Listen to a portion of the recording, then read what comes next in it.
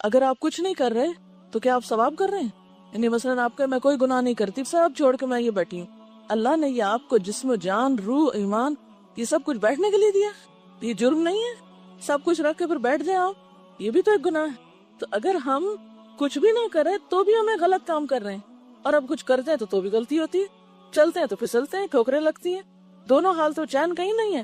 میں بہت اس بات پہ سوچتی ہوں، یا اللہ وہ کون سی جگہ ہو، وہ کیا طریقہ ہو کہ میں اس مشکل سے نکل آؤں۔ ابھی تک مجھے تو کوئی طریقہ نہیں ملا، جو بھی کام کرتے ہیں وہیں کچھ نہ کچھ گڑبڑ ہو جاتی۔ پھر حل کیا ہے؟ حل یہی ہے کہ ہم پھر ساتھ ساتھ اینٹی ڈوٹ لیتے رہیں، یعنی ادھر سے غلطی ہوئی اور ادھر سے صفائی، ادھر سے گندگی پڑی ادھر سے دھلائی، یہ ہے حل۔ تو اس لیے ضروری ہے کہ آپ یہ کتاب اچھے سے پڑھ لیں، گناہوں کو دھونے والے اعمال۔ چلیے آج ایک اور حدیث آپ کو سناتی ہوں۔ میں پیج آپ کو بتاتی ہوں کیونکہ ساری کتاب تو میں آپ کو پڑھا نہیں سکتی کیونکہ ٹائم کم ہے، لہذا کچھ چیزیں آپ خود پڑھیں گے اور کچھ میں آپ کو پڑھا دیتی ہوں۔ اس میں ایک تو 27 پیج پر سمع اللہ لمن حمدہ کا جواب دینے والا، جب امام رکوع سے اپنا سر اٹھاتے وقت سمع اللہ لمن حمدہ کہے تو اس کے جواب میں ربنا لک الحمد یا ولک الحمد دونوں طرح آتا ہے، یہ کہنا چاہیے۔ اب اگر آپ تنہا نماز پڑھ رہے ہیں تو بھی خود بھی ادا کریں گے، ٹھیک ہے؟ اس کا کیا فائدہ ہے؟ صحیح بخاری کی روایت ہے۔ اچھا مزے کی بات یہ کہ اس کتاب میں جو بھی روایات آئی ہیں وہ بہت اعلیٰ درجے کی، یعنی اس میں کوئی شک والی بات نہیں ہے، تو تسلی سے آپ عمل کر سکتے ہیں۔ حضرت ابو ہریرہ رضی اللہ عنہ بیان کرتے ہیں ان رسول اللہ صلی اللہ علیہ وسلم قال اذا قال الامام سمع اللہ لمن حمدہ فقولوا اللہم ربنا لک الحمد فإنه من وافق قوله قول الملائکة غفر له ما تقدم من ذنبه۔ رسول اللہ صلی اللہ علیہ وسلم نے فرمایا جب امام سمع اللہ لمن حمدہ کہے تو تم اللہم ربنا لک الحمد کہو، اس لیے کہ جس کا یہ کہنا فرشتوں کے کہنے سے مل جائے اس کے اگلے گناہ بخش دیے جائیں گے۔ جب وہ اللہ کی تعریف کرتا ہے سمع اللہ لمن حمدہ تو فرشتے ساتھ کیا کہتے ہیں؟ ربنا ولک الحمد، یعنی اس کا جواب ہے ایک طرح سے۔ اب آپ خود بھی پڑھ رہے ہیں، فرشتے بھی پڑھ رہے ہیں، اگر یہ میچ کر گیا، اور کب میچ کرے گا؟ جب آپ منہ میں جلدی سے پڑھ دیں گے۔ اس کے لیے پھر طریقہ ہی میٹر کرتا ہے نا کہ آپ پڑھ کس طرح رہے اس کو، تو اس میں پھر پچھلے گناہ بخش دیے جائیں گے۔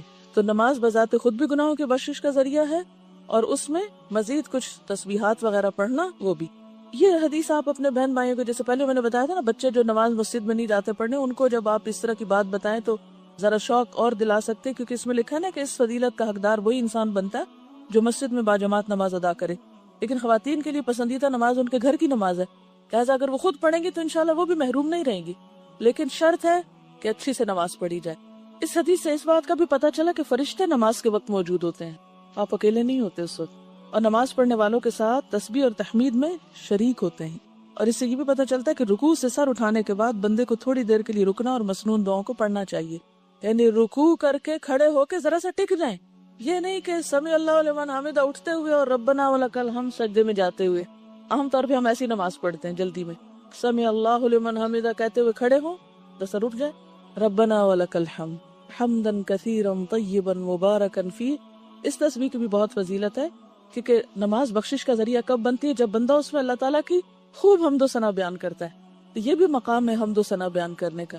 تو اگر آپ یہ تسبیح جانتے ہو، کیونکہ ایک دفعہ کسی صحابی نے آپ کے پیچھے یہ تسبیح پڑھی نماز کے اندر، سلام پھیرنے کے بعد آپ نے پوچھا کہ میں نے دیکھا کہ 30 سے زیادہ فرشتے اس تسبیح کو لینے کے لیے لپکے ہیں، یعنی انہیں اتنی پسند آئی ہے، کیونکہ فرشتے خود بہت تسبیح کرتے ہیں نا اللہ کی۔ سب سے پسندیدہ کام فرشتوں کا کیا ہے؟ اللہ تعالیٰ کی تسبیح کرنا، جسے پہلے پارے میں بھی آتا ہے نحن نسبح بحمدک ونقدس لک، یعنی فرشتوں کے اور بہت سے کام ہیں، لیکن ان کا پسندیدہ ترین کام کیا ہے؟ آپ کو پتہ نہیں، فرشتے کائنات کے انتظام پہ مامور ہیں، بارشوں کے برسانے کے اور جان نکالنے کے اور بہت سے بے شمار کام ہیں ان کے، لیکن انہوں نے اپنا سب سے پسندیدہ کام وہاں ذکر کیا، نحن نسبح بحمدک ونقدس لک، تو وہ تسبیح کرتے ہیں، اور یہاں بھی تسبیح کے وقت خاص طور پر جواب دے رہے ہوتے ہیں۔ اور پھر وہ تسبیح جو ہے حمدن کثیرا طیبا مبارکا فیہ، یہ فرشتوں کی پسندیدہ ترین تسبیح تھی۔ 30 سے زائد فرشتے آگے لپک کے اس کو اٹھانے لگے، تو اس کو بھی اگر آپ پڑھ سکے تو زیادہ اچھا ہے۔ یہ پڑھ لیں تو جب اللہ اکبر کہیں تو نیچے جائیں، ٹھیک ہے؟ دیکھیے نماز میں خشوع کرنے کا ایک بہترین طریقہ کیا ہے کہ ہر سٹیپ کے بعد ذرا سا رک جائیں کہ آپ کے جسم کی حرکت ختم ہو جائے، پھر اگلا سٹیپ ادا کریں۔ پھر جمعے کی فضیلت پر ہے، یہ بھی آپ اپنے جو مرد حضرات ہیں ان کو بتا سکتے ہیں۔ 35 صفحے پر آخری حدیث ہے، چونکہ پیچھے ہم اس سے ملتی جلتی حدیث پڑھ چکے ہیں، لیکن اس میں ایک نئی بات ہے جو آپ سے کرنا چاہوں گی۔ حضرت ابو ہریرہ رضی اللہ عنہ بیان کرتے ہیں ان رسول اللہ صلی اللہ علیہ وسلم قال الملائکۃ تصلی علی احدکم ما دام فی مصلاہ الذی صلی فیہ ما لم یحدث تقول اللہم اغفر لہ اللہم ارحمہ۔ یہ بھی بخاری کی روایت ہے۔ رسول اللہ صلی اللہ علیہ وسلم نے فرمایا، فرشتے اس شخص کے لیے دعا کرتے رہتے ہیں جو اپنی نماز کی جگہ میں جہاں اس نے مسجد میں نماز پڑھی بیٹھا رہے جب تک کہ وہ بے وضو نہ ہو۔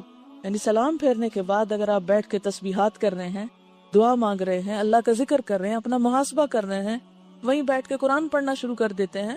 ٹھیک ہے، ہر نماز کے بعد تو ممکن نہیں، لیکن بعض نمازوں کے بعد آپ اپنے گھر میں، کام میں، روٹین میں، چھٹی کے دن زیادہ دیر بھی بیٹھ سکتے ہیں۔ تو نماز کی جگہ پر بیٹھ کر جب تک آپ بے وضو نہیں ہوتے تو اس وقت تک فرشتے آپ کے لیے دعا کرتے رہتے ہیں، اللہم اغفر لہ اللہم ارحمہ، اللہ اس کو بخش دے اور اس پہ رحمت کر۔ تو ہم سب کتنے محتاج ہیں اللہ کی رحمت کے، لیکن عام طور پہ ہم کیا کرتے ہیں، ادھر سلام پھیرا اور ابھی دوسرا سلام تو پورا نہیں ہوتا کہ ہم بھاگ کھڑے ہوتے ہیں۔ جیسے وہ کبھی آپ نے ٹیلی ویژن پر نماز دیکھی ہوگی، حرم سے نماز آتی ہے جو، کبھی اگر آپ نے غور کیا ہو، میں عام طور پہ فجر کی نماز دیکھتی ہوں تو اس میں ہوتا کیا ہے، جن لوگوں نے حجر اسود کو بوسہ دینا ہوتا ہے نا، ابھی امام السلام علیکم ورحمۃ اللہ کر رہا ہوتا ہے اور وہ جلدی سے کر کے دوڑ رہے ہوتے ہیں کہ ہم پہلے پہنچ جائیں، اور وہ جو پیچھے مکبر ہوتا ہے وہ تو ابھی اس کے سلام تو چل ہی رہے ہوتے ہیں اور لوگ پہنچ چکے ہوتے ہیں وہاں۔ تو بعض اوقات ہمارا بھی حال یہی ہوتا ہے کہ ہم دنیا کی طرف اسی طرح ادھر سلام پھیرا نہیں اور ادھر دوڑ لگا دی، مصلی سے فوراً اٹھ کے ادھر ادھر کے کاموں میں مشغول ہو گئے۔ تو کوشش کیا کریں، اللہ یہ کہ آپ کی جسم میں کوئی تکلیف ہے، جیسے خواتین بزرگ ہو جاتی ہیں تو پھر بعض اوقات ان کا فرش پہ بیٹھنا بہت دوبر ہو جاتا ہے، اس لیے میں جوان بچیوں سے کہوں گی کہ اس وقت سے فائدہ اٹھا لیں، اس عمر کو پہنچنے سے پہلے کہ جس میں آپ کے لیے زمین پہ بیٹھنا دوبر ہو جائے۔ کتنی بہنیں ایسی ہیں، خصوصاً خواتین میں نے یہ دیکھا ہے کہ ایک سرٹن ایج پہ پہنچ کے ان کے لیے فرش پہ بیٹھنا محال ہو جاتا ہے، ہڈیاں ایسے دکھنے لگتی ہیں، گھٹنوں کی ایسی تکلیفیں شروع ہو جاتی ہیں، جسم میں ایسی دردیں شروع ہو جاتی ہیں کہ بیچاری اس جگہ بیٹھ ہی نہیں سکتی، لا محالہ اٹھنا پڑتا ہے۔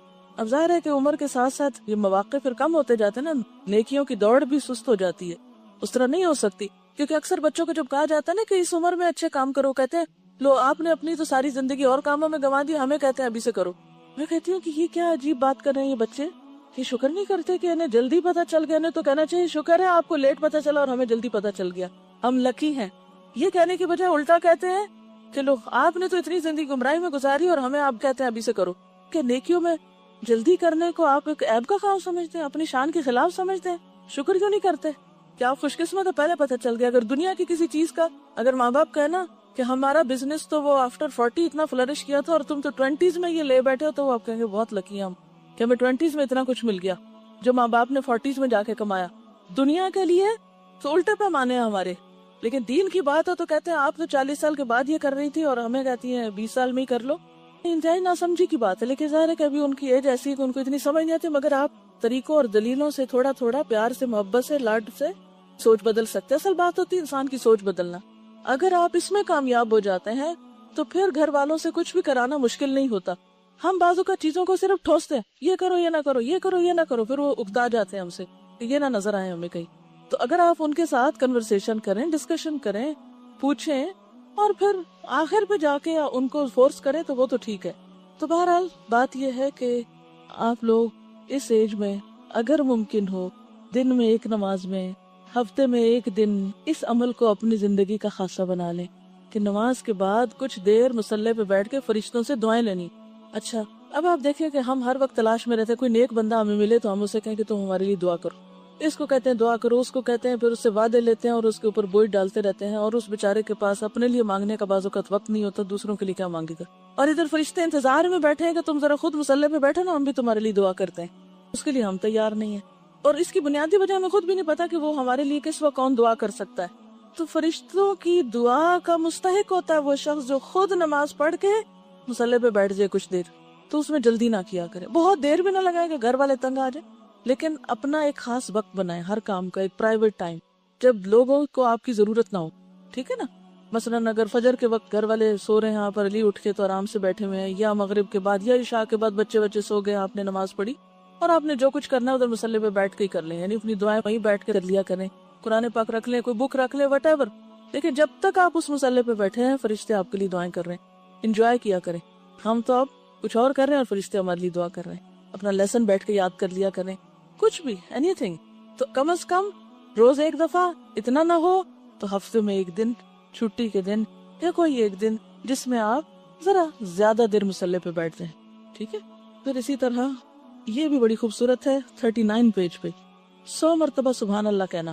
عن ابی ہریرہ رضی اللہ عنہ ان رسول اللہ صلی اللہ علیہ وسلم قال من قال سبحان اللہ وبحمدہ فی یوم 100 مرۃ حطت خطایاہ وان کانت مثل زبد البحر.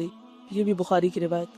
حضرت ابو ہریرہ رضی اللہ تعالی عنہ سے روایت ہے کہ رسول اللہ صلی اللہ علیہ وسلم نے فرمایا، جو شخص دن میں 100 مرتبہ سبحان اللہ و بحمدہ کہے اس کے گناہ مٹا دیے جاتے ہیں، خواہ وہ سمندر کی جھاگ کے برابر ہی کیوں نہ ہو.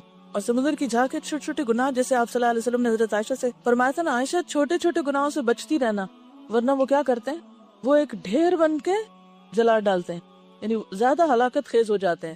بڑا گناہ تو ایک ہی بڑا نا، لیکن چھوٹے چھوٹے مل کے اس سے بھی بڑے ہو جاتے ہیں. ٹھیک ہے نا، قطرہ قطرہ دریا ہو جاتا ہے.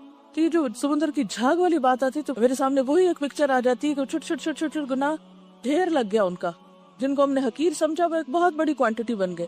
ایسے چھوٹے چھوٹے گناہوں کی معافی کے لیے اللہ کی حمد و ثنا. پھر آپ دیکھیں تسبیح جو ہے یہ کتنی بہترین چیز ہے.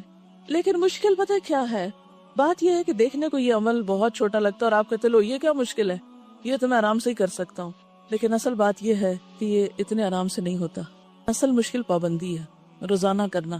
صبح شام کی دعاؤں میں بھی یہ عمل لکھا ہوا ہے. کتابیں آپ کے پاس ہیں، کتنے لوگ اب تک کرتے ہیں؟ کتابیں تو سب کے پاس، لیکن فیو ہینڈز ہیں، سارے نہیں ہیں. 100% نہیں کر رہے آپ لوگ. کتنا آسان عمل ہے لیکن 100% نہیں ہو رہا. میں چاہتی ہوں کہ یہ عمل آپ سب میں ہونا چاہیے، کوئی مشکل نہیں. اگر آپ ایک دن بیٹھ کے سبحان اللہ و بحمدہ سبحان اللہ و بحمدہ کو 100 دفعہ گنے تو 2-3 منٹ سے زیادہ نہیں لگتے. تو 24 گھنٹوں میں 2-3 منٹ نہیں اپنے گناہ معاف کرانے کے لیے.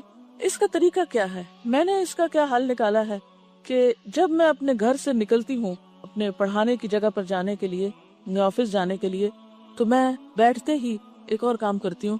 آپ کو پتہ نا سواری پہ نفل پڑھ سکتے ہیں، تو چونکہ ٹائم کم ہوتا ہے تو عام طور پر میں گھر سے نکلتے ہی سبحان الذی سخر لنا اور وہ گھر سے نکلنے کی دعائیں پڑھ لیتی ہوں، اور جو ہی گاڑی قبلے کی طرف مڑتی ہے تو میں اللہ اکبر کر کے 2 نفل شروع کر دیتی. ایک تو یہ ہے کہ نبی صلی اللہ علیہ وسلم کی سنت کی پیروی ہو جاتی کیونکہ آپ سواری پر بھی نفل پڑھتے تھے. ٹھیک ہے. دوسرا یہ ہے کہ عام طور پر ہمارے اوپر اتنے فرائض اور ذمہ داریاں ہیں کہ نفل پڑھنے کا ٹائم کم ملتا ہے. تو ایسے اوقات کو انسان استعمال کر سکتا ہے، اللہ ہی کہ آپ کو ڈرائیو کر رہے ہیں پھر تو نہیں ہو سکتا نا، پھر تو مشکل ہے. لیکن اگر آپ کہیں بھی ہیں تو جس پوزیشن پہ بیٹھے ہیں آپ بیٹھ کے آرام سے نیچے ہو کے پڑھ سکتے ہیں. اچھا، پھر تیسری بات یہ ہے کہ جو ہی نفل ختم ہوتے ہیں تو میں تسبیح لے کے یہ تسبیح پوری کر لیتی ہوں. بعض اوقات اتنی دیر میں وہ جگہ آ جاتی ہے جہاں اترنا ہوتا ہے تو میں اس وقت تک اپنے کمرے میں نہیں داخل ہوتی جب تک میری تسبیح ختم نہ ہو جائے. تو اس طرح سفر جو ہے وہ الحمدللہ بہت اچھا گزر جاتا ہے اور وہ دن کا ایک وظیفہ ہو جاتا ہے. عمل کب چھوٹتا ہے؟ جب سفر میں، یعنی اس طرح کے سفر میں ہوتی ہوں کہ ابھی اس وقت یہاں ہو اور ابھی وہاں ہو اور ابھی کوئی آ گیا اور ابھی فون آ گیا تو پھر گڑبڑ ہو جاتی ہے. پھر میں بیچ بیچ میں پڑھتی رہتی ہوں مگر وہ جو ایک پابندی ہوتی ہے وہ چھوٹتی ہے. تو آپ لوگ اس وقت اس سال میں اپنی عادت کچھ اس طرح بنا لیں کہ مثلاً آپ اسی طرح عمل کر سکتے ہیں. آپ گھر سے نکلیں اس وقت، یا اگر آپ ہاسٹل کے اوپر سے آ رہے ہیں تو اس وقت میں آپ کر سکتے ہیں. اترتے ہوئے سیڑھیاں تو ویسے ہی سبحان اللہ پڑھنا ہی ہوتا ہے، اس وقت میں پڑھ سکتے ہیں. یا پھر یہ ہے کہ آپ تھوڑا سا ادھر ادھر گھوم کے اپنی تسبیح پوری کر لیں. یا یہ کہ کلاس میں آ کے بیٹھے ہیں اور ابھی لوگ آ رہے ہیں یا آپ رک کے چل رہے ہیں تو اس وقت میں پورا کر لیں. لیکن جب تک آپ اس عمل کو کسی چیز سے گرا نہیں لگائیں گے نا تو آپ کی پابندی نہیں ہوگی، اور اگر پابندی نہیں ہوگی تو پھر آپ اس سے فائدہ نہیں اٹھا سکتے. تو کوئی ایسا ٹائم جس میں آپ سوچیں کہ یہ کام تو میں روز ہی کرتی ہوں، مثلا آپ گھر میں روز برتن دھوتے ہیں تو آپ اس میں ٹائم دیکھ لیں 2-3 منٹ میں پورا ہو جاتا ہے تو ٹھیک ہے، نہ بھی گنے تو 100 سے زیادہ بھی ہو سکتا ہے، اس سے کیا نقصان ہے. یعنی ایک دن آپ بیٹھ کے ٹائمنگ کر لیں، پھر تسبیح نہ بھی اٹھائیں تو اتنے ٹائم تک آپ وہ تسبیح پڑھ کے بھی اس ثواب کو انشاءاللہ پہنچ جائیں گے. ایک اور حدیث ہے اسی سے ملتی جلتی. عن ابی ہریرہ رضی اللہ عنہ قال قال رسول اللہ صلی اللہ علیہ وسلم کلمتان حبیبتان الی الرحمن خفیفتان علی اللسان ثقیلتان فی المیزان سبحان اللہ وبحمدہ سبحان اللہ العظیم۔ حضرت ابو ہریرہ رضی اللہ تعالیٰ عنہ کہتے ہیں کہ رسول اللہ صلی اللہ علیہ وسلم نے فرمایا، دو کلمے ایسے ہیں جو رحمان کو بہت پیارے ہیں، زبان پر بہت ہلکے ہیں اور ترازو میں بہت بھاری ہیں، اور وہ یہ ہیں سبحان اللہ و بحمدہ سبحان اللہ العظیم۔ اب یہ جو پچھلا ہے یہ تو بہت ہی مختصر ہے، سبحان اللہ و بحمدہ سبحان اللہ و بحمدہ، لیکن یہ ذرا سا اس سے طویل ہے، تو آپ ان دونوں میں سے کوئی بھی اختیار کر سکتے ہیں۔ اگر آپ یہ پڑھیں گے سبحان اللہ و بحمدہ سبحان اللہ العظیم تو زیادہ فائدہ ہے، لیکن اگر آپ یہ نہ کر سکے تو کم از کم آدھا والا ضرور کر لیں۔ اور یہ سب سے بڑی بات ہے نا کہ میزان میں بہت بھاری ہے، تو یہ اس اعتبار سے بھی آپ کو فائدہ دیں گے۔ اسی طرح ذکر میں ایک اور بڑی ہی بہترین چیز ہے، خاص طور پر ان لوگوں کے لیے جن کو شیطانی وسوسے بہت زیادہ آتے ہیں۔ کچھ لوگ بہت اس چیز کی شکایت کرتے ہیں کہ ہمیں شیطانی وسوسے بہت آتے ہیں، یا ہم مستقل مزاجی اختیار نہیں کر سکتے، یا ہم بھولتے بہت ہیں، یا وغیرہ وغیرہ۔ تو یہ جو کلمہ ہے یہ شیطان سے بچانے والا ہے۔ حضرت ابو ہریرہ رضی اللہ تعالی عنہ سے روایت ہے ان رسول اللہ صلی اللہ علیہ وسلم قال من قال لا الہ الا اللہ وحدہ لا شریک لہ لہ الملک ولہ الحمد وہو علی کل شیء قدیر فی یوم 100 مرۃ کانت لہ عدل 10 رقاب وکتب لہ 100 حسنۃ ومحیت عنہ 100 سیئۃ وکانت لہ حرزا من الشیطان یومہ ذلک حتی یمسی وَلَمْ يَأْتِ أَحَدٌ بِأَفْضَلَ مِمَّا جَاءَ إِلَّا رَجُلٌ عَمِلَ أَكْثَرَ مِنْهُ۔ رسول اللہ صلی اللہ علیہ وسلم نے فرمایا، جو کوئی لا الہ الا اللہ وحدہ لا شریک لہ لہ الملک ولہ الحمد وہو علی کل شیء قدیر ایک دن میں 100 بار کہے تو یہ اس کے لیے 10 گردنوں کے آزاد کرنے کے برابر ہوگا، اس کے لیے 100 نیکیاں لکھی جائیں گی، 100 برائیاں اس سے مٹا دی جائیں گی، اور یہ کلمہ اس کے لیے اس دن شام تک شیطان سے بچانے کا ذریعہ رہے گا۔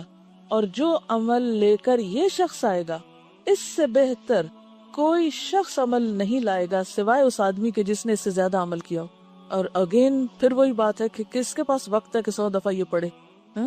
وقت ہوتا ہے، ہم استعمال نہیں کرنا جانتے، ہم اس کو مینج نہیں کر پاتے، ہم اس کو مقرر نہیں کرتے۔ یعنی کتنی مفید چیز ہے کہ آپ اس کو اگر اپنی عادت بنا لیں تو ایک نہیں کئی فائدے ہیں۔ یہ بھی آپ دیکھیے بخاری کی روایت ہے، کچھ تو فضائل اعمال کی حدیثیں بہت ضعیف ہوتی ہیں، بڑے بڑے فائدے لکھے ہوتے ہیں لیکن وہ حدیثیں اوتھینٹک نہیں ہوتی۔ یہ حدیث اوتھینٹک ہے، یعنی یقینی بات ہے، آپ پورے شرح صدر کے ساتھ اس کو کر سکتے ہیں۔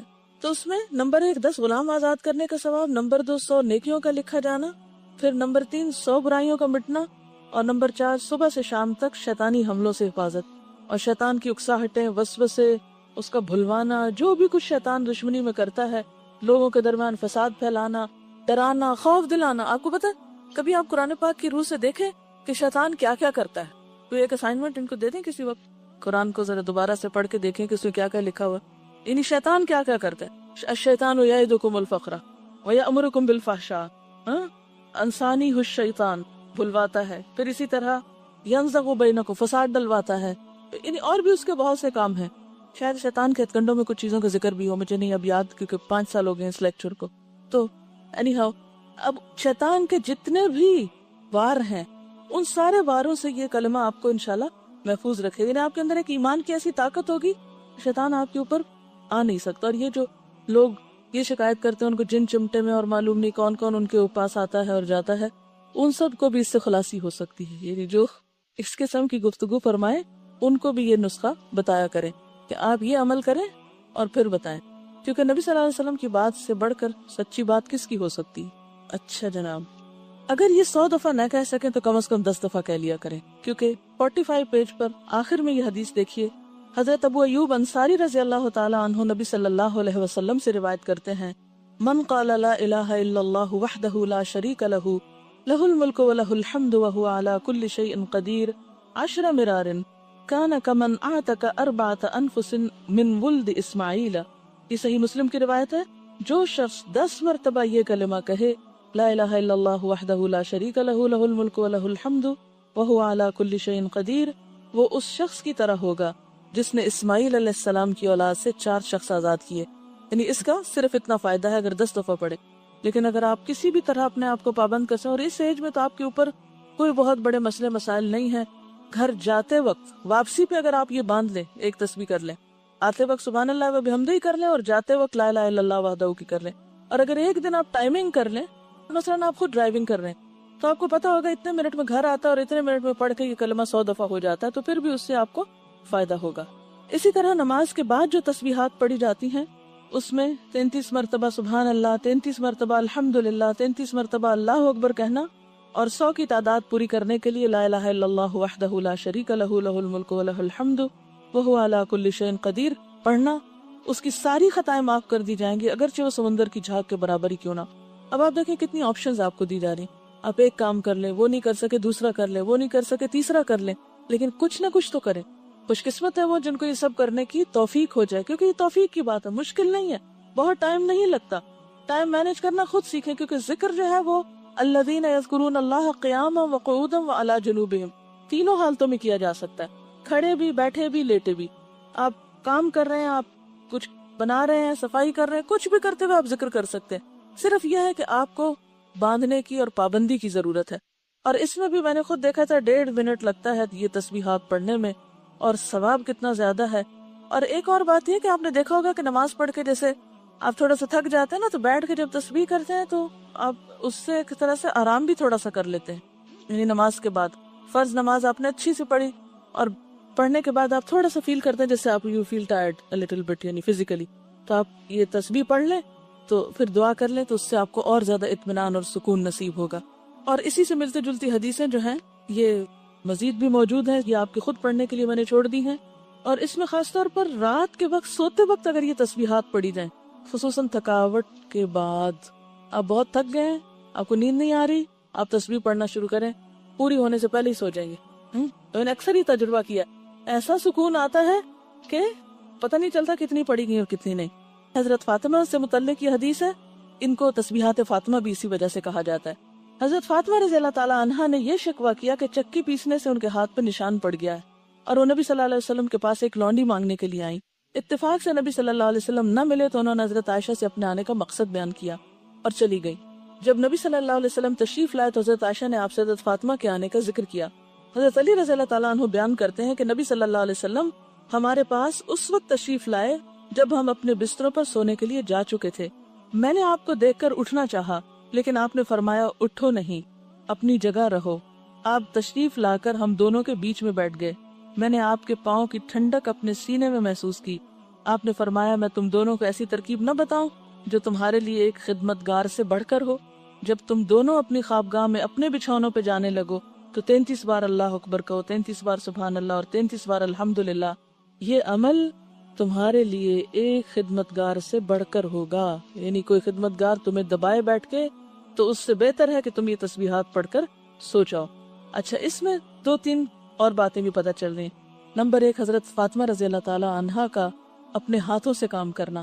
نمبر 2 آپ صلی اللہ علیہ وسلم کے پاس جا کر والدین سے کسی چیز کی ڈیمانڈ کرنا، یعنی والدین سے سوال میں نہیں آتا، یعنی کسی اور سے جیسے آپ سوال کرتے تو معیوب ہے نا، لیکن والدین کے پاس جا کر اپنی حاجت آپ رکھ سکتے ہیں، پیغام بھی بھیج سکتے ہیں کہ مجھے اس چیز کی ضرورت ہے۔ اب بھی ہمارے یہاں بیٹیاں عام طور پر کچھ مشکل آتی ہے تو پیرنٹس کے پاس ہی جاتی ہیں، تو اس کا بھی جواز ہے یہاں، کیونکہ آپ نے یہ نہیں کہا کیوں آئی تھی اور کیوں پوچھا اور یہ منع ہے، نہیں، یہ شدت نہیں ہے، بلکہ آپ صلی اللہ علیہ وسلم نے اس کا حل سوچا۔ اچھا، پھر یہ کہ جب آپ تشریف لائے تو وہ دونوں اٹھنے لگے، اس سے کیا پتہ چلتا ہے کہ کسی بھی بڑے کو دیکھ کر ادھر ہی مزے سے بیٹھے نہیں رہ جانا چاہیے، بلکہ اٹھ کر ویلکم کرنا چاہیے، خصوصاً جب آپ کے گھر میں کوئی آیا ہو، الا ہی کہ آپ بیمار ہو یا کوئی تکلیف ہو یا کوئی ایسی بات ہو جو معذوری میں آتی ہو، ادروائز کوئی بزرگ گھر میں آئے خاص طور پر تو اٹھ کے ملنا چاہیے اس کو۔ اچھا، اب آپ دیکھیے کہ چونکہ وہ لیٹ چکے تھے، رات کا وقت تھا، تھکاوٹ کا، سونے کا، تو آپ صلی اللہ علیہ وسلم نے ان کو اٹھنے سے روک دیا کہ نہیں، تم نہیں اٹھو، لیٹے رہو، جہاں ہو وہیں رہو۔ اور آپ صلی اللہ علیہ وسلم ان کے دونوں کے بیچ میں بیٹھ گئے۔ اچھا، دونوں کے بیچ میں بیٹھ کر آپ نے اپنی ٹانگیں لمبی کی ہوں گی، جبھی آپ کا پاؤں حضرت علی کے سینے تک جا کے لگا نا۔ اور مدینہ میں بہت شدید ٹھنڈ ہوتی ہے، مکہ میں اتنی نہیں ہوتی لیکن مدینہ میں ہوتی ہے، تو آپ کے پاؤں ٹھنڈے تھے، تو حضرت علی فرماتے ہیں کہ آپ کے پاؤں کی ٹھنڈک میں نے اپنے سینے میں محسوس کی۔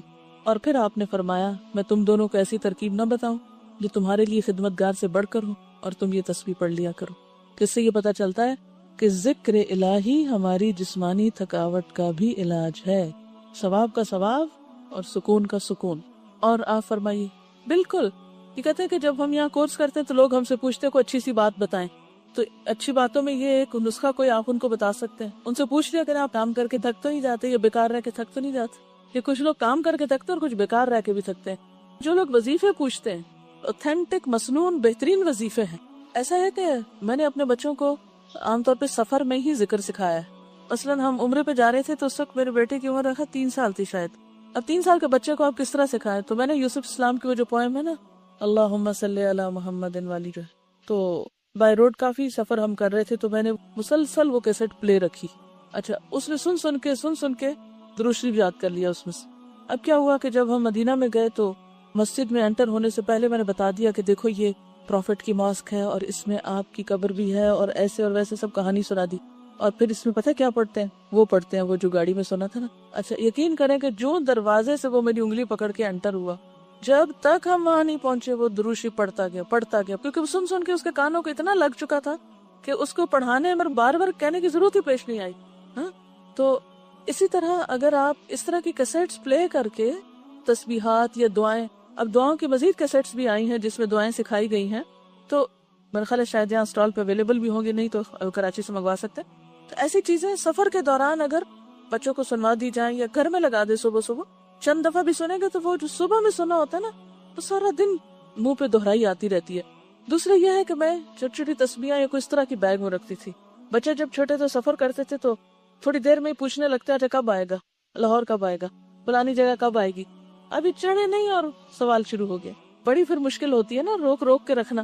تو کہتے تھے چلو ہم یہ پڑھیں گے نا اتنا ثواب ہو جائے گا، چلو یہ شروع کرتے ہیں، اور شروع کر دیتے تھے. اچھا تم اتنی دفعہ یہ کر لو، جب یہ انگلیوں کا ختم ہو جائے گا اتنی دفعہ، اچھا اتنی دفعہ پھر خود شروع ہو جاتے، پھر تھوڑا ستایا پھر شروع ہو گئے.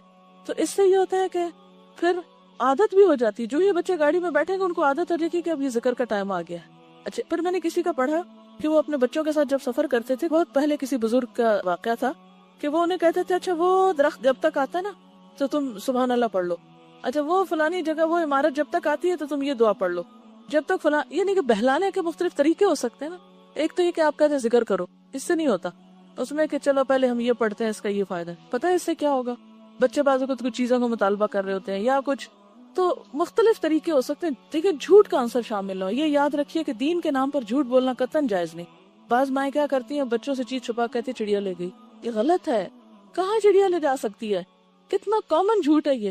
اچھے بھلے سمجھدار لوگ یہ جھوٹ بولتے ہیں. چیز چھپا کے کہا کوکو لے گئی، وہی تو آج تک سمجھ نہیں کوکو ہوتی کون ہے. تو اس طرح کے جھوٹے بہلاوے بھی نہیں ہونے چاہیے کیونکہ جھوٹ ہی ہوتا ہے. ان چیزوں کو اگر نکالیں گے انشاءاللہ تعالیٰ تو زیادہ فائدہ ہوگا. میں تو صاف کہتی چھپا دی، جو کیا وہ بتا دیں، وہ مان جاتے ہیں، پھر نہیں بھی مانے تو نہ صحیح، لیکن جھوٹ کا سہارا لے کے نہیں. تو اسی طرح اگر ان کو اوتھینٹک آپ کے پاس اس کا ثواب ہے وہ بتائیں، آخرت کا بتائیں، جنت کا بتائیں.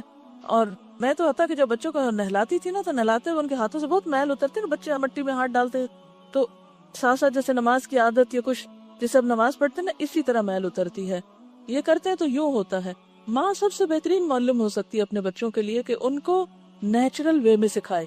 یعنی بچوں کو سکھانے کے لیے ضروری نہیں کہ کتاب ہی لے کے بیٹھے اور ان کو تقریر کریں، نہیں، چلتے پھرتے اچھا اب یہ کیا کریں گے، یہ کیسے کریں گے، وہ کیسے کریں گے، بہلاتے کھلاتے پلاتے ادھر ادھر. اچھا ایک یاد رکھے بات، عام طور پر بچے ماں کے سامنے شو نہیں کرتے کہ وہ کچھ سیکھ رہے ہیں یا آپ کی بات مان رہے ہیں. معلوم نہیں انہیں انا کا مسئلہ ہوتا ہے یہ کیا ہوتا ہے، لیکن وہ تھوڑا سا ریزسٹ ضرور کرتے ہیں کہ ہم نہیں آپ کی بات سن رہے، یا اس طرح پوز کرتے ہیں کہ جیسے انہوں نے توجہ نہیں دی آپ کی بات پر. لیکن جب آپ نہیں ہوتے تو وہ کام کر رہے ہوتے ہیں. اس لیے کبھی مایوس نہ ہو بچوں کو سکھاتے اور بتاتے وقت، اور فوراً رزلٹ ایکسپیکٹ نہ کریں. آج نہیں تو کل سے، کل نہیں تو پرسوں سے. اور ایک بات اگر آپ نہ بھولیں تو زندگی بڑی آسان ہو جائے، اور وہ ہے اللہ سے مدد مانگنا. وَاسْتَعِنْ بِاللَّهِ. جو کام نہیں ہو رہا اللہ سے مدد مانگے. جس کی دوستی اللہ سے ہو گئی اور اللہ سے مضبوط تعلق ہو گیا، فَقَدْ اسْتَمْسَكَ بِالْعُرْوَةِ الْوُثْقَى لَا انْفِصَامَ لَهَا. پھر اللہ تعالیٰ ساتھ نہیں چھوڑتا. ٹھیک ہے. اچھا انہوں نے کہا کہ کیا یہ بک انگریزی میں ٹرانسلیٹ کی جا سکتی ہے کہ کچھ اسٹوڈنٹس اس کو اردو میں نہیں پڑھ سکتے؟ کی جا سکتی ہے، اور اس کو ٹو دا پوائنٹ بریف ایک پمفلٹ کی شکل دی جا سکتی ہے. اور اس میں خاص طور پر وہ چیزیں جو آپ اسٹوڈنٹ سے ریلیونٹ ہے ان کو اگر کوئی اسٹوڈنٹ کر سکے تو میں اس کو گائیڈ کر سکتی ہوں. پھر آپ یہاں پر اس کو چھپوا بھی سکتے ہیں، یا ایٹ لیسٹ اس کی فوٹو کاپی کر کے جو اردو نہیں پڑھ سکتے ان کو دے بھی سکتے ہیں. کیونکہ یہ ساری کتاب اگرچہ بہت اچھی ہے تو جو کرنے کے کام ہے ان کی الگ ایک لسٹ بن جائے. میرا نہیں خیال اس کتاب میں الگ اس طرح کی لسٹ بنی ہوئی ہو کہ کرنا کیا کیا چاہیے. لسٹ آف کانٹینٹس ہوتا ہے نا بعض اوقات, یہ شروع میں دیا ہوا لسٹ آف کانٹینٹس, لیکن اس طریقے پر نہیں جس سے آپ کو جلدی بات سمجھ میں آئے. مثلاً جن چیزوں کی آپ کو عادت ڈالنی ہو, آپ کی ایک پرسنل ڈائری ہونی چاہیے, اس میں آپ اپنے لیے نصیحتیں لکھا کریں کہ مجھے یہ کرنا ہے, اس چیز کی عادت ڈالنی ہے. یعنی کرنے کے کام کے نام سے ایک ڈائری آپ کے پاس ہونی چاہیے کہ جس میں آپ صرف یہ نہیں کہ کرنے کے کاموں میں دوپٹہ رنگوانا ہے اور فلاں کپڑے کو لیس لگوانی ہے, یہ نہیں ہے کرنے کے کام صرف, بلکہ کرنے کے کاموں میں یہ بھی ہے کہ اس تسبیح کی عادت ڈالنی ہے, فلاں چیز کو اپنی زندگی میں شامل کرنا ہے. یعنی نیکیوں میں بھی سبقت لے جانے کے لیے کرنے کے کاموں کا کچھ نہ کچھ آپ ایک حصہ بنا کے رکھے. میں عموماً 3 طرح کے کام لکھتی ہوں. ایک تو روزانہ کے جو کام ہوتے ہیں الوداع کے یا جو بھی زندگی میں, ایک صحت سے متعلق کوئی بھی ٹپ کہیں سے مل جائے یا کوئی بات کہ فلاں چیز یوں فائدہ دیتی ہے تو وہ الگ لکھ لیتی ہوں. یعنی وہ کرنے کے کام الگ ہیں, یعنی اپنی جسمانی صحت کا خیال رکھنے کے لیے. اور تیسرے روحانی یا نیکی کے کوئی کام کی جو توفیق ہو تو اس کے لیے اپنی یادداشت کے لیے لکھ لیتی ہوں کہ یہ میرے کرنے کے کاموں میں سے. تو اس میں جب کوئی بات نہیں پتہ چلی تو اس لسٹ میں ایڈ کر لی. ٹھیک ہے, تو اس طرح انشاءاللہ العزیز کچھ عرصے تک وہ اگر آپ اپنی لسٹ پڑھتے رہے تو آپ کو پھر عادت پڑ جاتی, حتیٰ کہ وہ چیزیں آپ کو پھر لکھی بھی نہیں آپ کے اپنے عمل کی لسٹ میں شامل ہو جائیں. پھر بھی یہ ہوتا ہے, پتہ کیا میرے ساتھ تو بہت مشکل یہ ہے کہ مجھے ٹریول بہت کرنا پڑتا ہے, ایک جگہ کہیں ہوتی نہیں تو روٹین نہیں بن پاتی چیزوں کی. بناتی ہوں جب تک وہاں ہوتی ہوں ٹھیک رہتا ہے, جب ٹریول کرتی ہوں, اب 10 دن کے لیے میں اپنے مقام سے نکلی ہوں, 10 دن کے بعد لوٹوں گی تو مجھے ساری چیزوں کا پھر ریمائنڈر چاہیے کہ میں کیا کیا کرتی تھی اور کون سی چیز میری سفر میں چھٹ گئی. کیونکہ ایک حدیث میں آتا ہے کہ جب کوئی بندہ کسی بھی کام کی پابندی کرتا ہے تو بیماری اور سفر کی وجہ سے اگر وہ کام نہ کر سکے تو اللہ تعالیٰ اس کے نام اعمال میں وہ ایسے ہی پورا پورا لکھ دیتے ہیں وہ عمل. تو اس لحاظ سے مجھے اطمینان بھی ہوتا ہے کہ ٹھیک ہے, اگر میں سفر میں کوئی چھوٹ بھی گیا تو وہ لکھا تو جا رہا ہے, اگر گھر میں پابندی ہے اس چیز کی. لیکن ساتھ ہی یہ چیز بھی ہے کہ جب آپ دوبارہ گھر پہنچے تو پھر سفر کا تو وہ بونس ختم ہو گیا, اب تو آپ کو پھر سے وہ سب کچھ کرنا ہی کرنا ہے, تو آپ کو دوبارہ اپنی لسٹ پڑھنے کی ضرورت ہوتی ہے. تو ایک اپنی ڈائری اس طرح کی ضرور بنا چھوڑیں کہ جو آپ نے اس قرآن پڑھنے کے سال میں یا ویسے بھی زندگی میں اچھی عادتوں کے اپنے ساتھ عہد کیے ہیں ان کو آپ کہیں نہ کہیں جوٹ ڈاؤن کر لیں اور وقتاً فوقتاً اپنا دوبارہ جائزہ لیں کہ کہیں یہ عادت چھوٹ تو نہیں گئی مجھ سے, اور اگر کوئی چیز چھوٹ گئی ہو تو اس کو پھر دوبارہ اپنی عادت میں ڈال لیں. ٹھیک, کسی نے کہا جو ذکر دن میں 100 مرتبہ کرنے کو کہا گیا کہ وہ ایک ہی وقت میں لگاتار 100 مرتبہ کیا جائے یا وقفے سے بھی کیا جا سکتا ہے. وقفے سے بھی کیا جا سکتا ہے. بعض اوقات ایسا ہوتا ہے نا, آپ نے ایک کام شروع کیا, سم ٹائم ایسا ہو جاتا ہے کہ میں جیسے اپنی گاڑی میں بیٹھی ہوں, میں نے شروع کیا ذکر, اتنے میں ٹیلی فون آ گیا.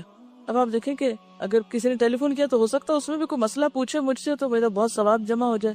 کہتے ہیں نا دال علی الخیر کفائل ہی, نیکی کا رستہ بتانے والا جو ہے وہ ایسا ہی جیسا کرنے والا.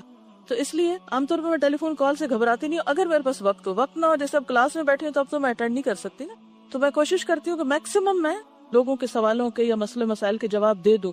لیکن جب مصروفیت ہے تو پھر مصروفیت ہے, پھر نہیں بھی جواب دے سکتی. تو اس وقت پھر کیا ہوتا ہے کہ میں وہ تصویر روک کے پھر کیا کرتی ہوں, سوال کا جواب دیتی ہوں. اور اب کیا ہے کہ وہ کٹ گیا, بریک آ گئی. اب دوبارہ جب آپ ریزیوم کریں گے تو وقفہ تو آ گیا. بعض اوقات یہ بھی ہوتا ہے کہ کوئی ایسا کام پڑ جاتا ہے کہ آپ 5-10 منٹ کے بعد بھی نہیں شروع کر سکتے. ہو سکتا ہے آپ دوپہر میں پھر کریں, ہو سکتا ہے شام میں کریں. تو وقفہ پڑھنے سے حرج نہیں ہے اگر جان بوجھ کے نہ ٹال مٹول کی جائے. اور اگر جیسے لا الہ الا اللہ وحدہ لا شریک لہ ذرا لمبی ہے اور آپ کے پاس اتنا ٹائم کوئی نہیں ایک اسٹریچ میں نکل رہا, تو آپ یہ بھی کر سکتے ہیں کہ ہر نماز کے بعد یا مختلف اوقات میں دن میں 2 دفعہ پہ بانٹ لیں, 4 دفعہ پہ 25-25 کر کے بانٹ لیں, جیسے بھی سہولت ہو. کسی لکھا کہ میری طبیعت بوجھ رہتی ہے, نماز پڑھنے میں دل نہیں لگتا, دعا مانگنے کو بھی دل نہیں کرتا, ایک دم اٹھ جاتی ہوں, مشکلات زیادہ لگتی ہیں, خدا کے لیے بتائیں میں کیا کروں. اصل میں 2-3 وجوہات ہو سکتی ہے. ایک تو یہ کہ فزیکلی آپ بیمار ہیں, کیونکہ یہ نارمل شخص کی کیفیت نہیں ہوتی. جو ایک نارمل ہیلدی شخص ہے وہ نماز کے وقت ایکٹیو ہوگا ضرور. یا تو آپ بیمار ہیں یا پھر یہ ہے کہ آپ کے اوپر بیک اپ مائنڈ کو ایسی پریشانی ہے کہ جو آپ کو بوجھل کیے ہوئے ہے. تو ایسے میں 2-3 چیزیں. ایک تو یہ کہ آپ قبولیت کے اوقات میں دعا مانگیں اپنے لیے. جیسے آپ کو پتا ہے جب اذان ہوتی ہے تو اس کے بعد آسمان کے دروازے کھلتے ہیں, وہ دعاؤں کی قبولیت کا وقت ہوتا ہے. یعنی وہ دعائیں یوں سیدھی جاتی ہیں. عام طور پر لوگ اذان سن کے بھی باتیں کیے چلے جاتے ہیں, پرواہ نہیں کرتے اذان ہو رہی ہے, حالانکہ وہ اتنا غنیمت کا وقت ہے. تو شکر کیا کرے, سب کام چھوڑ کے خاموش ہو جایا کرے, اذان کا جواب دے کے اپنے لیے خوب دعا کیا کرے. جو بھی آپ کی مشکل ہے, اپنی اس مشکل کے لیے بھی, اور اگر کوئی اور مشکل اس کا سبب ہے, ایک ہوتا نا ظاہر سبب اور ایک ہوتا پیچھے. تو بعض اوقات ہم ظاہری سبب کو ٹریٹ کرتے رہتے ہیں. اگر آپ مجھ سے کہیں کہ مجھے کوئی وظیفہ بتائیں کہ میرا نماز میں دل لگے تو اس سے نہیں بات بنے گی. دیکھنا یہ پڑے گا کہ وہ ریزن کیا ہے جو آپ کے پیچھے ہے. اس کو ہٹائیں گے تو آپ کا یہ مسئلہ بھی حل ہو جائے گا. جیسے بعض بیماریاں ایسی ہوتی ہیں نا, سر درد ہے, تو اب سر درد کوئی بیماری تھوڑی ہے. ہو سکتا ہے آئی سائٹ خراب ہو یا آپ کے اسٹمک میں کوئی پرابلم ہو, تو وہ سر درد بذات خود کوئی چیز نہیں ہے. سر درد کے پیچھے سبب ہوتا ہے کوئی. تو اگر آپ سبب نہیں دور کریں گے تو سر درد ٹھیک نہیں ہوگا. اسی طرح اور بھی بہت سی بیماریاں ہوتی ہیں کہ جس میں سبب چھپا ہوا ہوتا ہے. اس سبب کو آپ نکالیں, اپنے آپ کو انالائز کریں کہ مسئلہ کیا ہے میرے ساتھ. It's not a healthy sign. ایک نارمل شخص تو ایسے نہیں ہوتا. تو ریزن جان کے اس کا علاج کریں. اگر آپ سمجھتے ہیں کہ اس کے پیچھے کوئی مسئلہ ہے, آپ کی پریشانی ہے یا کچھ, تو آپ اس کے لیے اللہ سے دعا کریں قبولیت کے اوقات میں. تہجد کا وقت, سحری کا وقت جو ہے, اب رمضان آ رہا ہے تو آپ کو پورا مہینہ سحری کے وقت ملیں گے انشاءاللہ تعالی. تو ہم سارا سال اگر نہیں کر سکتے تو کم از کم رمضان میں تو کریں. تو آپ سحری کے وقت استغفار کریں. وَبِالْأَسْحَارِ هُمْ يَسْتَغْفِرُونَ, کہ سحری کے وقت وہ استغفار کرتے ہیں. ایک تو یہ ہو سکتا ہے. دوسرا یہ ہے کہ آپ کچھ چیزوں میں بندوں سے بھی مدد لیں. کیسے؟ انیشیئر کریں, کسی کے ساتھ ڈسکس کریں, حل پوچھیں جو آپ کو صحیح ایڈوائس کر سکے. لیکن یہ عادت نہ بنا لیں, اس سے مسئلہ بیان کیا, اس سے کیا, اس سے کیا, اس سے کیا. جب ایک مسئلے کو بہت کثرت سے بیان کیا جاتا ہے تو وہ نہ ہوتے ہوئے بھی بن جاتا ہے. یعنی بعض مسئلے نہیں ہوتے, لیکن ہم ان کا ذکر کر کر کے ان کو ایک ہوا بنا کے اپنے اوپر سوار کر لیتے ہیں. اس عادت سے بھی پرہیز کیجیے. تو انشاءاللہ تعالی جب آپ کسی انسان سے تھوڑا سپورٹ لیں گی کہ آپ کو وہ تھوڑا اس نماز کے وقت میں ساتھ ملا لے, اور انشاءاللہ کل جو ہم اگلی حدیث پڑھیں گے تو اس میں بھی آپ کو ایک سپورٹ ملے گی کہ نیک لوگوں کی مجلس میں بیٹھنا. اچھی مجلس سے بھی انسان کے اندر ایک ایمان پیدا ہوتا ہے اور اس سے پھر انسان کا عمل اچھا ہوتا ہے. اگر فجر کی نماز پڑھنے کے بعد اشراق کے وقت تک مسلسل بیٹھے رہے تو عمرے کا ثواب ملتا ہے. جی بالکل یہی ہے. تو یہ کہتی ہے کہ اٹھ کر کتابیں وغیرہ لے کر دوبارہ بیٹھے تو اس سے وہ ہوتا ہے کہ نہیں, تو پہلے ہی رکھ لیں. اچھا ایسا ہے, ہاسٹل کے حوالے سے صبح کے وقت جس طرح قرآن کی تلاوت کی آوازیں آنی چاہیے اس طرح کی مجھے نہیں آتی. ہو سکتا ہے آپ لوگ میرے اٹھنے سے پہلے ہی تلاوت کر لیتے ہوں. میں اچھا گمان رکھتی ہوں آپ کے بارے میں, لیکن دعاؤں کی آوازیں تو مجھے آ رہی ہوتی ہیں صبح شام کی. لیکن جس طرح تلاوت قرآن کی آواز زیادہ دیر تک گونجنی چاہیے, مجھے نہیں پتا آپ روز کیا پڑھتے ہیں. پڑھتے ہوں گے ضرور. کیا پڑھتے ہیں, کتنا پڑھتے ہیں روز؟ ناظرہ کتنا پڑھتے ہیں روز؟ ہاں روزانہ اپنا ناظرہ قرآن کتنا پڑھتے ہیں جو سال میں کم از کم ایک دفعہ ختم ہونا چاہیے؟ کتنا پڑھتے ہیں؟ سب آدھا پارا پڑھتے ہیں. صرف تجوید کرتے ہیں. دیکھا نا, میں بھی کہتی تھی گڑبڑ کیا ہے. صرف تجوید از ناٹ تلاوت قرآن. مجھے نہیں سمجھ آتی کہ آپ دعاؤں میں اتنی دیر اونچی اونچی وہ تو پڑھتے رہتے ہیں, قرآن اونچا نہیں پڑھتے. وائے ایک بندہ نہیں جس کے پاس عقل ہو. ہاں یہی تو میرا حسن ظن تھا. کہتے ہیں چھت پہ جا کر پڑھتے ہیں تاکہ آسمان تک جلدی پہنچے ان کی تلاوت. میں تجوید ٹائم کی بات نہیں کر رہی, میں ناظرہ قرآن پڑھنے کی بات کر رہی ہوں جو روزانہ کی آپ کی روٹین اور عادت میں شامل ہونا چاہیے. جس طرح وہ فرما رہی ہیں آدھا پارا پڑھتے ہیں, بلند آواز سے تلاوت کی بات کر رہی ہوں جس سے پوری بلڈنگ گونج جائے. یہاں کوئی انسان رہتے ہیں, اللہ والے رہتے ہیں, وہ آوازیں مجھے نہیں آتی. نبی صلی اللہ علیہ وسلم جب صحابہ کرام کے گھروں کے پاس سے گزرتے تھے تو آوازوں سے پہچانتے تھے یہ کس کا گھر آ گیا اور یہ کس کا آ گیا. مجھے تو کوئی پتہ نہیں چلتا. بیٹھ کے میں نے آج دیکھا کوئی گروپ باتیں کر رہا تھا. کر تو اچھی رہے ہوں گے لیکن ہر وقت باتوں سے نہیں بات بنتی. اس وقت دیکھ کے مجھے سخت تکلیف ہوئی, پتہ نہیں کون تھے کون نہیں. میں نے تو نظر بھر کے بھی نہیں دیکھا کہ میں کسی کو پہچانوں نا, کہ میرے دل میں کسی کے بارے میں ایسا خیال نہ ہے کہ یہ کیوں اس طرح کر رہے ہیں. میرا خیال ہے بہت ہی اچھا کچھ کر رہے ہوں گے, لیکن وہ وقت گروپ ڈسکشن کا نہیں ہے اور نہ باتیں کرنے کا. وہ قرآن پڑھنے کا وقت ہے. میں کہہ ہاسٹل والوں کو رہی ہوں, لیکن میری بات سب کے لیے. یہ مت سوچے کہ میں نے ان کو نشانہ بنایا ہوا اور ان کے پیچھے پڑ جاتی ہوں. ہر دفعہ آتی ہوں, کبھی جھاڑو پہ بات اور کبھی کسی پہ کبھی کی. لیکن تربیت اسی چیز کا نام ہوتا ہے.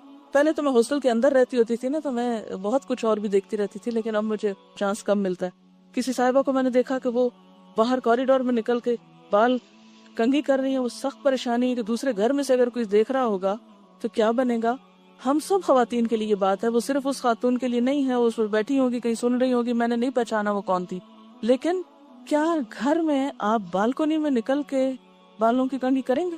کیوں نہیں کریں گے؟ صحن میں نکل کے یا برآمدے میں نکل کے, اور وہ بھی اوپر والے کسی حصے میں یا کسی کھڑکی کے سامنے کھڑے ہو کے آپ بال ٹھیک کریں گے؟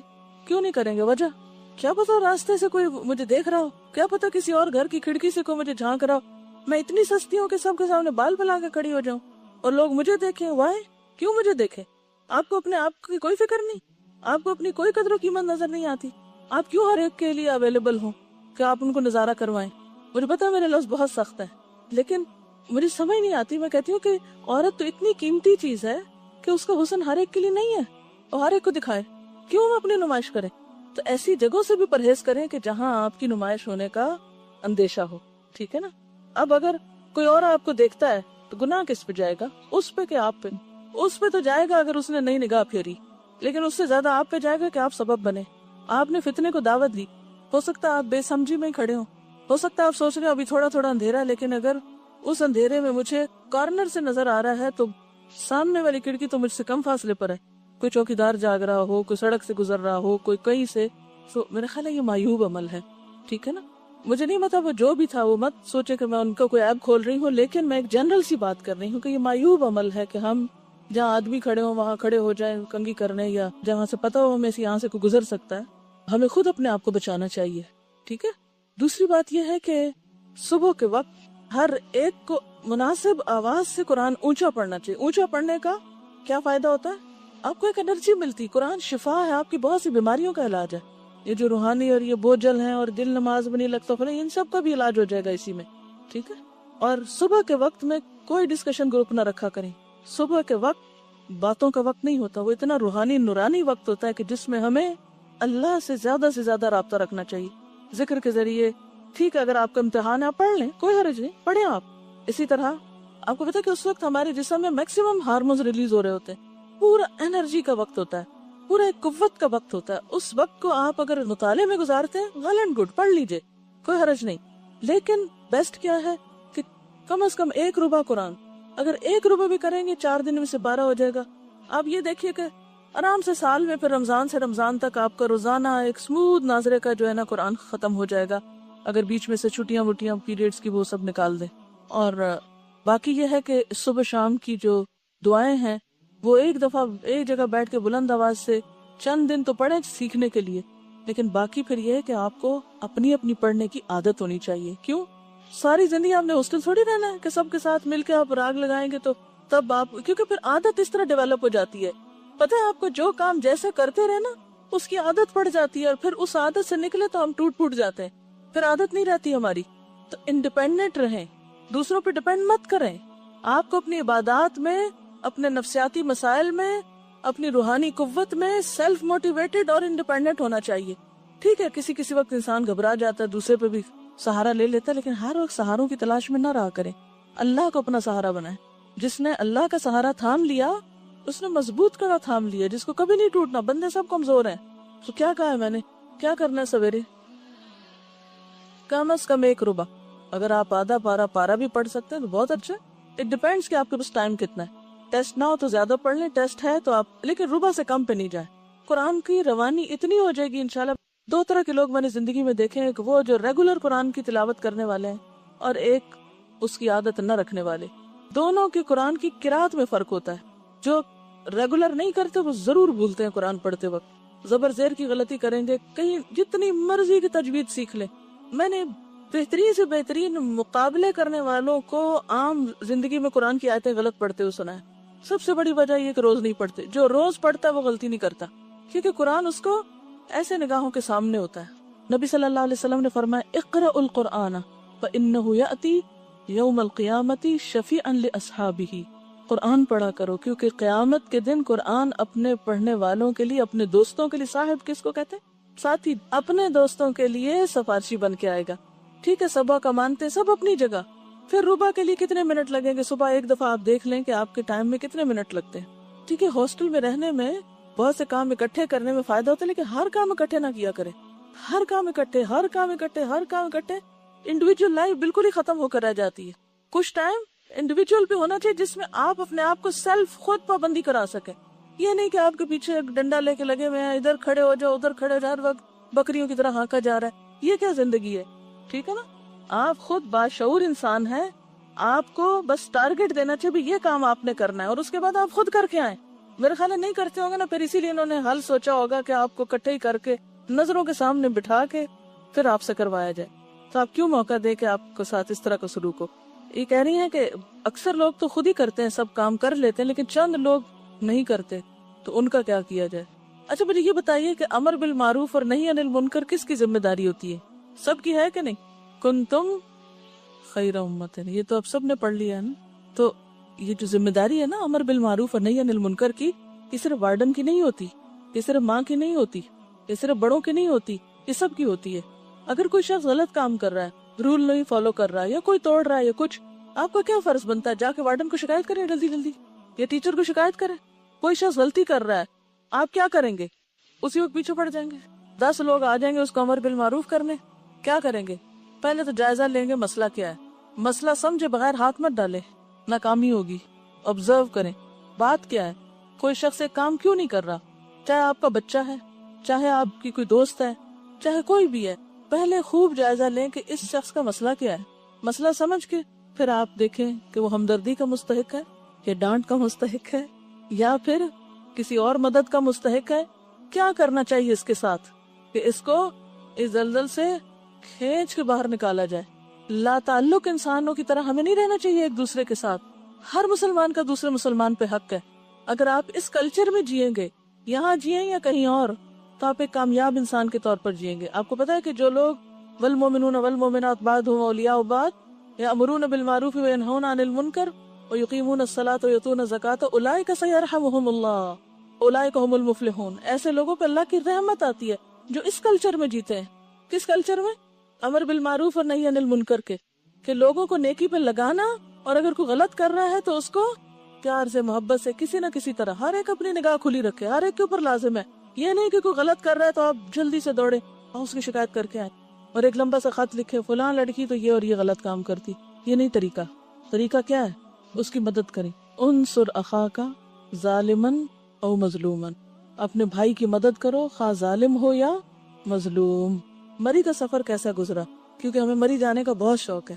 الحمدللہ بہت اچھا تھا، سوائے اس کے کہ جاتے ہوئے مسلسل طبیعت خراب رہی اور پھر بالکل بہت ہی ایک طرح سے ویکنس ہو گئی. لیکن الحمدللہ جاتے ہی کوئی درس نہیں تھا کہ میں مشکل میں پڑتی. رات کو کچھ آرام وغیرہ ہو گیا، لیکن صبح پھر جب میں نکلی درس جہاں تھا کوئی 15 منٹ کا راستہ تھا، وہاں جانے تک پھر خوب چکر ایک دفعہ آ گئے. لیکن الحمدللہ لڑکیوں نے اور ٹیچرز نے اور اسٹوڈنٹس نے اور لوگوں نے اتنا ڈسپلن کا مظاہرہ کیا، اتنی اچھی باتیں کی کہ سب تکلیفیں بھول گئیں اور الحمدللہ بہت اچھا رہا. یعنی سب کو دیکھ کر بہت خوشی ہوئی. مجھے سب سے زیادہ اچھی بات جو لگی وہ یہ کہ ان بچیوں کے اندر چمکتی آنکھیں، ایکٹیو ہو کے بیٹھنا اور ان کا اچھا رسپونڈ کرنا، اور جو تاثرات تھے وہ بھی اچھے تھے. اور آپ کو پتا ہے کہ ان کا پچھلا ختم قرآن تھا، اس میں بھی میرا جانا ہوا تھا، میرا 2 سال پہلے تھا شاید. تو اس وقت ان کی ریکارڈنگ جو تھی وہ میں لے گئی تھی کراچی، پھر جا کے کیسٹ ریلیز کرائی تھی قرآن کی کرنیں مری کے کوثاروں پر. تو کل میں سوچ رہی تھی کہ اب یہ دوسری کیسٹ کا نام رکھنا چاہیے قرآن کی کرنیں مری کے سبزہ زاروں پر یا وادیوں میں، کیونکہ اب وہ پہلے تو مخصوص جگہوں پر تھا، اب وہ نیچے بھی کھائیوں اور گہرائیوں میں بھی پہنچ گیا میسج، اور بھی ادھر ادھر. تو جو لڑکیاں کام کر رہی تھی تو میرا جی چاہ رہا تھا اس کا نمبر 2 بھی نکالا جائے. اور ایک بچی جو پچھلے سال بول رہی تھی اپنے تاثرات، وہ اس سال فوت ہو چکی تھی، تو اس کی کیسٹ پلے کی تھی ہم نے، وہ جو کچھ کہہ رہی تھی. اور میں اس وقت سوچ رہی تھی کہ اسی ہال میں، اسی سٹیج پر، اسی جگہ یہاں کھڑی تھی وہ بچی، اور آج وہ ہم میں موجود نہیں اور اس کی کیسٹ پلے ہو رہی ہے. اور جس طرح سے وہ قرآن کے بارے میں اپنے جذبات کا اظہار کر رہی تھی، میں سوچ رہی تھی کہ اگر یہ قرآن کے بغیر مر جاتی تو کیا ہوتا. تو یاسمین وغیرہ یہ بتا رہے تھے جو لوگ وین پہ آئے کہ وہ اس کی قبر کے پاس سے بھی گزر کے آئے، کیونکہ مین پوربند کی جو برانچ تعمیر ہے الحمدللہ الہدا کی، اس کے قریب ہی اس کا گھر تھا. اور آپ کو پتا مری میں کوئی ایک قبرستان نہیں بڑا ہوتا، لوگ اپنی اپنی زمین میں دفنا دیتے ہیں جہاں جہاں انہوں نے جگہ رکھی ہوتی. تو بالکل برانچ کے قریب ہی اس کی قبر موجود ہے. یہ نہیں کہ ان کو مزار ادھر لا کے بنایا گیا، لیکن وہ اپنے طریقے کے مطابق جیسے دفناتے ہیں اپنے علاقے میں اسی طرح. تو سوچ رہی تھی کہ آج وہ مٹی کے اندر ہے، ہم بھی بہت جلد وہاں پہنچنے والے ہیں. کاؤنٹ ڈاؤن تو شروع ہو چکا ہے نا، ڈے 1 سے ہر روز ایک دن ختم ہو جاتا، مائنس ہو جاتا ہے. تو خیر وہ جب اس کی پلے کرائی گئی کیسٹ تو سب بچیاں بہت رو رہی تھی. اور اس کے بعد پھر ہم نے دنیا کیا مسافر لگایا، اور اس بیچ کی بھی ایک بچی کو بلڈ کینسر ہو گیا اور وہ بھی فوت ہو گئی اس سے پہلے کہ اس کا کورس مکمل ہوتا. اور تنظیم اس کا نام تھا، پچھلے رمضان میں اس کی ڈیتھ. رمضان کے شروع میں ان لوگوں نے پلان کیا کہ ہم غریبوں کے لیے کھانا پکا کے تو بانٹیں گے، اور وہ چند دن آئی کہ میں بھی اپنا حصہ ڈالوں گی. پھر اس کے بعد اس کی طبیعت زیادہ خراب ہوگی اور اسی رمضان میں اس کی ڈیتھ بھی ہو گئی. تو بات یہ ہے کہ ہم سب نے بھی جانا، لیکن ہم بھی سوچے کہ ہماری کیا تیاری اور ہم کس طرح اپنے وقت کو گزار رہے ہیں، کیونکہ موت کسی کا بھی انتظار نہیں کرے گی. کوئی اچھا کام کر رہا ہے یا نہیں کر رہا، سب کے لیے آنا ہے اس نے. تو ہم سب کو اپنے لیے کچھ نہ کچھ کر لینا چاہیے اور انتظار زیادہ نہیں کرتے رہنا چاہیے کہ پھر کر لیں گے۔ صبر اور حلم میں کیا فرق ہے؟ صبر تو وسیع ٹرم ہے، حلم آہستگی اور رک جانا اور بردباری اور کسی کی بات کو برداشت کر جانا اس معنی میں آتا ہے، یہ مشقت کو اپنے اوپر لے لینا۔ حلم کا ترجمہ کیا کیا جاتا ہے؟ بردباری۔ برد کس کو کہتے ہیں؟ بوجھ کو، یعنی بوجھ اٹھا لینا، یعنی کوئی ذمہ داری یا بوجھ یا کوئی بھی چیز اٹھا کر یعنی اس کو ایکسپٹ کر لینا، قبول کر لینا اس مشکل کو۔ کیا شیطان اور نفس الگ الگ چیزیں ہیں؟ جی ہاں، شیطان اور نفس الگ چیزیں ہیں، دو الگ اینٹیز ہیں۔ ہم نے وعدہ کیا تھا سب نے ایک، اور وعدہ خلافی ہو رہی ہے کہ جلد بازی سے نجات کے لیے کیا تجویز آپ نے سوچی؟ انہوں نے لکھا ہے 2 طریقے اپنانے کی کوشش کی۔ کہتی اگر میں چل رہی ہوں اور کوئی بات کرنا چاہے تو مناسب جگہ پر رک کر توجہ سے بات سنتی ہوں۔ اگر مجھ پر کوئی مشکل آئی یا کوئی غصہ کرے تو اس کے تھوڑی دیر بعد اپنے آپ کو ری ایکشن سے روک لیتی ہوں۔ بہت اچھا ہے۔ ہاں، کوئی اور بتائے کہ کیا سوچا آپ نے جلد بازی سے رکنے کا طریقہ، یا سوچا ہی نہیں؟ یہ کہہ رہی ہیں کہ بعض اوقات کوئی کام کرنے کا وقت جو ہوتا ہے اس کو بڑا ڈیلے کر دیتے ہیں، تو پھر آخری مومنٹ پہ جب کرتے ہیں تو تیز کرتے ہیں، یعنی کہ تعویل سے اور ڈھیل سے کام نہ لے، وقت پر کام کرنے کی کوشش کرے، اس سے بھی ٹھہراؤ آئے گا۔ یہ بھی ایک طریقہ ہے کہ آپ ہر چیز کا ایک وقت مقرر کر لیں اور اس کے اندر اس کو کرنے کی کوشش کریں، تو پھر اگلے کام کے لیے بھی صحیح وقت مل جائے گا۔ عام طور پہ نماز کے بعد جلدی اٹھنے کو دل چاہتا ہے کیونکہ کام یاد آتے ہیں نا نماز میں عام طور پہ زیادہ، تو پھر اگر انسان اس وقت اپنے آپ کو تھوڑی دیر روک لے تو اس سے بھی ٹھہراؤ پیدا ہو جاتا ہے۔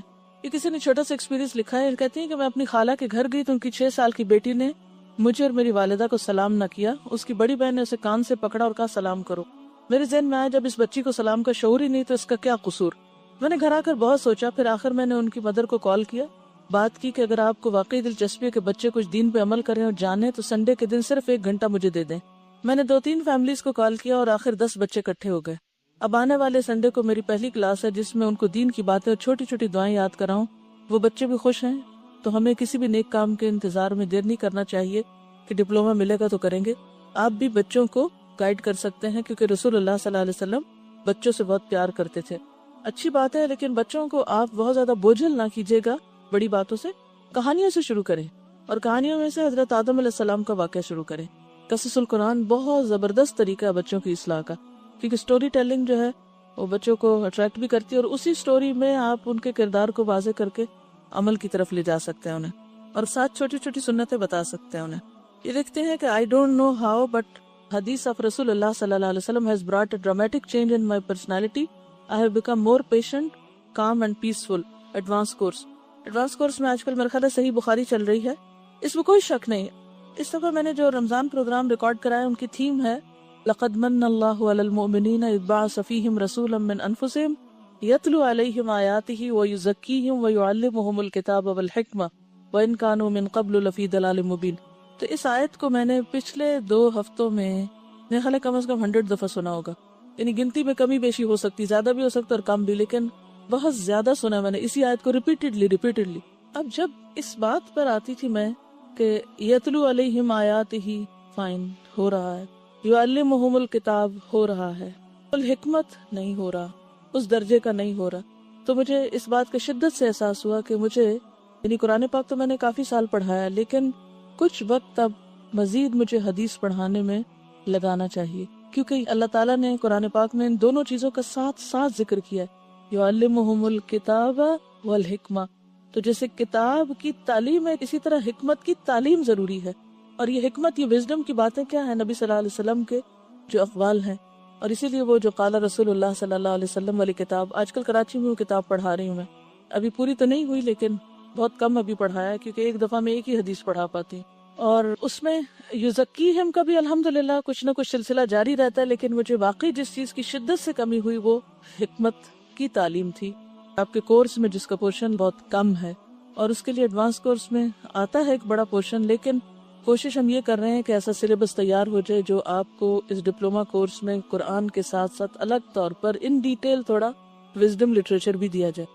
تھرو آؤٹ ہسٹری مختلف طریقوں پر مختلف جو اسکالرز اور فلاسفرز اور بڑے بڑے لوگ ہیں ان کی حکمت کی باتوں پر مشتمل ہوتا ہے، لیکن ان سب کو اگر دیکھا جائے تو اس کے اوپر ڈومینیٹ کرتا ہے رسول اللہ صلی اللہ علیہ وسلم کا وزڈم، ایک بات میں، ایک چیز میں۔ لیکن ضرورت اس بات کی ہے کہ استاد موجود ہو جو آپ کو اس کے پہلوؤں کو کھول کے بتائے، ورنہ حدیث انسان پڑھ لیتا ہے، خود بھی پڑھ لیتا ہے، لیکن اتنی ڈیپتھ میں نہیں جا سکتا۔ میں آپ کو یہ آیت سناتی ہے ذرا 2-4 دفعہ تو آپ خود فیل کرتے کہ اس آیت کا معنی کیا ہے اور کتنی خوبصورت ہے یہ آیت۔ تو آپ کی یہ بات بالکل درست ہے کہ حدیث سے جو حکمت اور جو پیشنس اور جو پرسنالٹی گرومنگ ہوتی ہے وہ بہت ہی خاص چیز ہے۔